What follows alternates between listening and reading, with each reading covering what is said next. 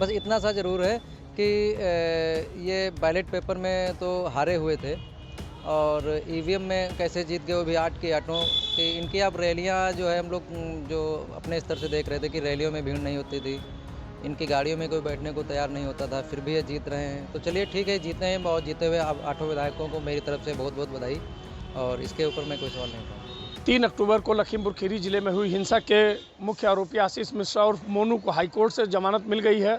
उसको चुनौती supreme court में दी गई है। हमारे साथ बातचीत करने के लिए जो एक लखीमपुर हिंसा में घटना में मारे गए पत्रकार थे रमन कश्यप, उनके भाई पवन कश्यप हमारे साथ हैं। पवन जी, क्या लगता है आपको? अभी सुप्रीम कोर्ट में आज सुनवाई थी, क्या भरोसा है आपको, क्या हुआ अभी तक? जी, सुप्रीम कोर्ट में जो आज सुनवाई थी वो कल सुनवाई होगी, किसी कारणों से आज कैंसिल हो गई है।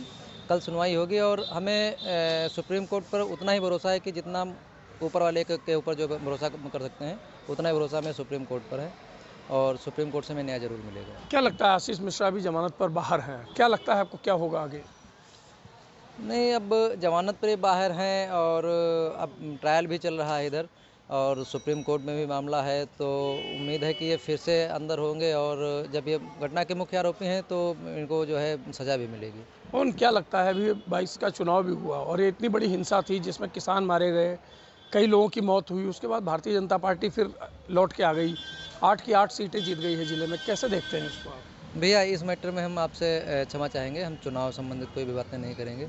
बस इतना सा ज़रूर है कि ये बैलेट पेपर में तो हारे हुए थे और ईवीएम में कैसे जीत गए वो भी 8 की 8 कि इनकी अब रैलियाँ जो है हम लोग जो अपने स्तर से देख रहे थे कि रैलियों में भीड़ नहीं होती थी, इनकी गाड़ियों में कोई बैठने को तैयार नहीं होता था, फिर भी ये जीत रहे हैं। तो चलिए ठीक है, जीते हैं और जीते हुए अब 8 विधायकों को मेरी तरफ से बहुत-बहुत बधाई और इसके ऊपर मैं कोई सवाल नहीं उठाऊँगा।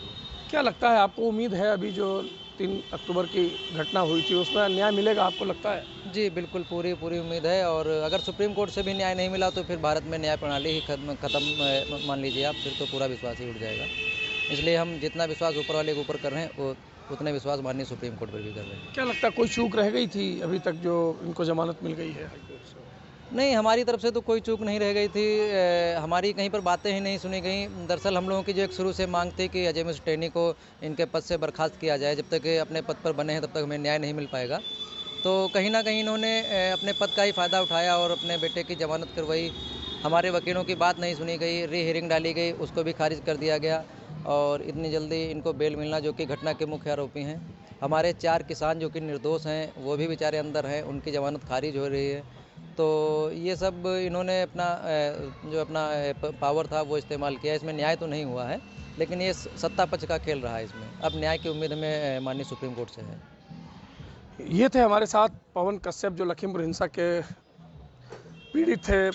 रमन कश्यप पत्रकार, उनके भाई हैं। इनका साफ कहना है कि हमें न्याय पर भरोसा है, सुप्रीम कोर्ट पर भरोसा है। सुप्रीम कोर्ट जो भी करेगा उस पर इनको भरोसा होगा और इनको भरोसा है कि इनको न्याय ज़रूर मिलेगा। और जो 2022 के चुनाव हुए हैं उन पर इनका कहना है कि इस बारे में हम कुछ ज़्यादा बात नहीं करना चाहते हैं। अभिषेक वर्मा, लखीमपुर खीरी, यूपी तक।